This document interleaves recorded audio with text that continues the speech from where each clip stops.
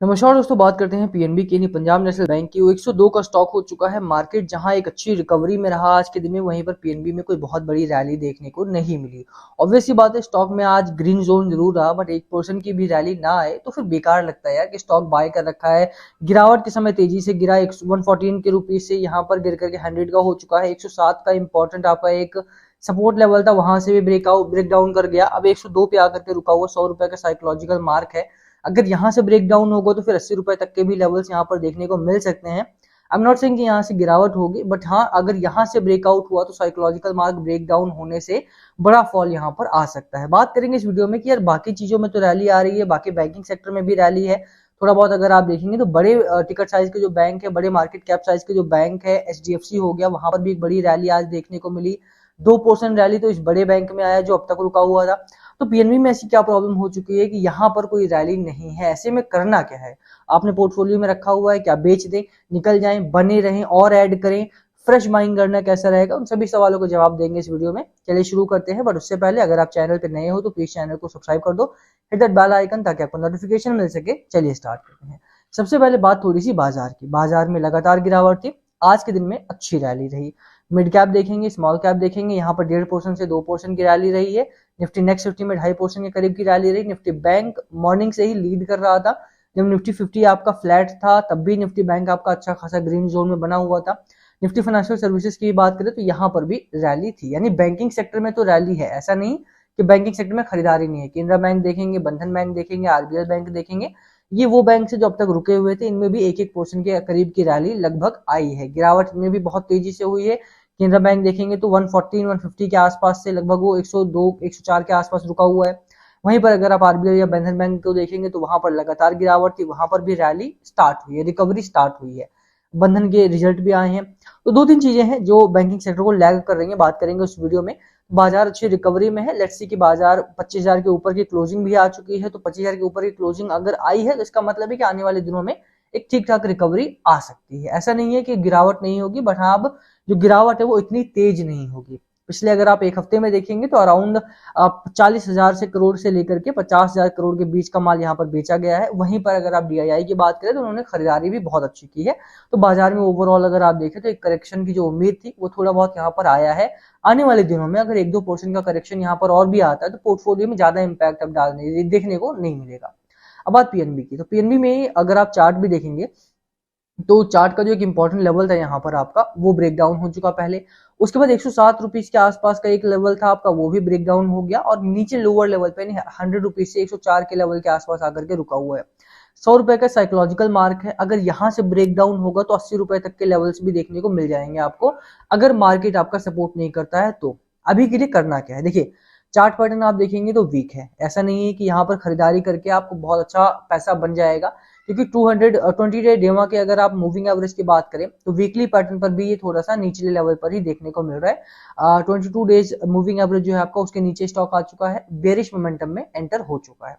तो ऐसा नहीं है कि स्टॉक में अब यहाँ से स्ट्रेंथ है। नियर टर्म में अगर आप बात करें तो स्टॉक वीक है। और अगर आप यहाँ पे एंट्री ले रहे हो तो देखिए, स्टॉक और कंपनी के तौर पर अगर आप बात करें, फंडामेंटल्स बात करेंगे, ठीक ठाक कंपनी है, बट नियर टर्म में आपको कोई बहुत बड़ा रिटर्न यहाँ पर देखने को नहीं मिलेगा।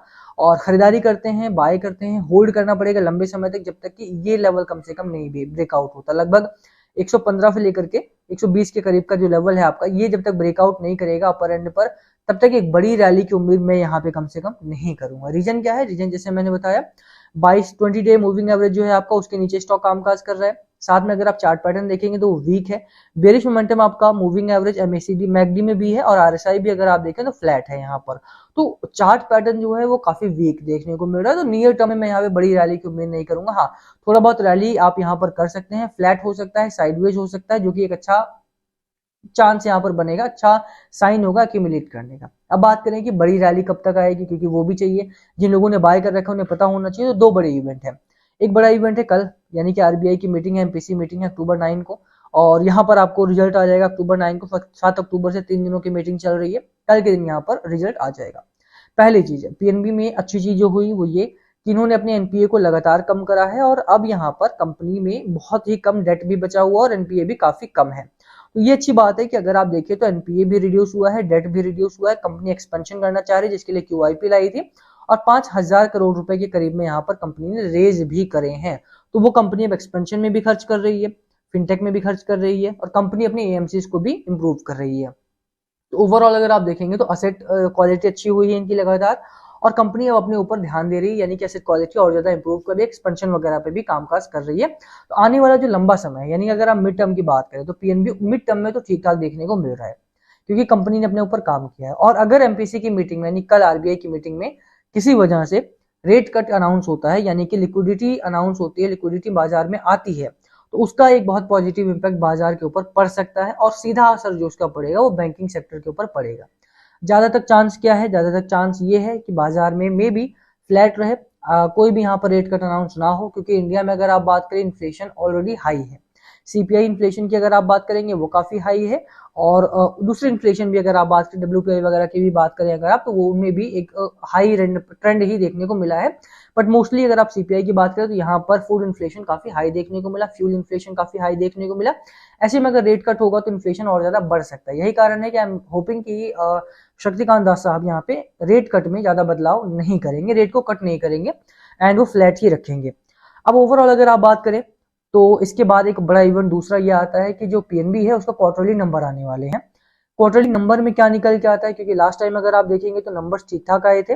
3200 करोड़ के आसपास का नेट प्रॉफिट अनाउंस करा कंपनी ने, रेवेन्यू काफी अच्छा अनाउंस करा 32,000 करोड़ के आसपास का, तो ऑलमोस्ट 10% के आसपास का यहाँ पर इनका नेट प्रॉफिट बन रहा है। मार्जिन इंप्रूवमेंट देखने को मिली, एसेट क्वालिटी इंप्रूव देखने को हुआ।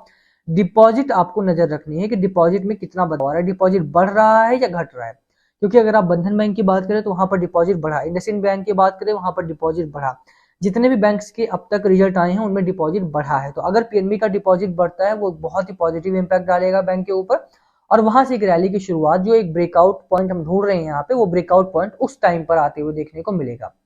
Long term mid term company का अच्छा है, क्योंकि अगर आप देख रहे हैं फाइनेंशियली कंपनी स्ट्रांग है। पीएसयू है, पीएसयू काफी चले, सॉरी फॉर दैट, पीएसयू काफी चल चुके हैं ऑलरेडी, आप जानते ही हैं।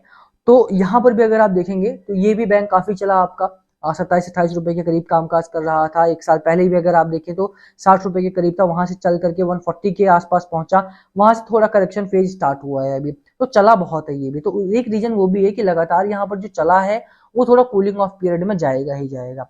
तो अगर रैली आएगी तो 2-3 कारणों से नहीं आ रही है, जो मंद पड़ा हुआ है पीएसयू सेक्टर पूरा का पूरा देखेंगे वो मंद पड़ा हुआ है। वेट कर सकते हैं तो वेट कीजिए, क्योंकि कंपनी फाइनेंशियली फंडामेंटली बहुत अच्छी है, कामकाज अच्छा है कंपनी का, लंबे समय में प्रॉफिट आपका बनेगा। डिलीवरी अभी भी देखें तो डेली डिलीवरी 60% के करीब की उठाई जा रही है, यानी कि खरीदारी लंबे समय के लिए हो रही है।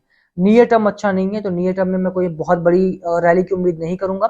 लॉन्गर टर्म में जो टारगेट आपको लेकर के चलने हैं, मोतीलाल ओसवाल की बात करें 135 का टारगेट है, और अगर आप शेर खान की बात करते हैं 140 का टारगेट है, यानी 30 से 35% के आसपास का अपसाइड अभी भी स्टॉक में देखने को मिल जाएगा आपको, अगर आप लंबे समय तक रुकते हैं, according to Motilal Oswal and Sharekhan. तो दोनों ही फंड हाउसेज बहुत अच्छे हैं, दोनों ही ब्रोकरेज हाउसेज बहुत अच्छे हैं। मुझे लगता है कि यहाँ पर वेट किया जा सकता है, अगर मेरे पास है तो मैं यहाँ पे वेट करूंगा। बट हाँ, आप अपना डिसीजन खुद बनाएं, अपनी फाइनेंशियल एडवाइजर से जरूर बात करें बिफोर टेकिंग एनी डिसीजन।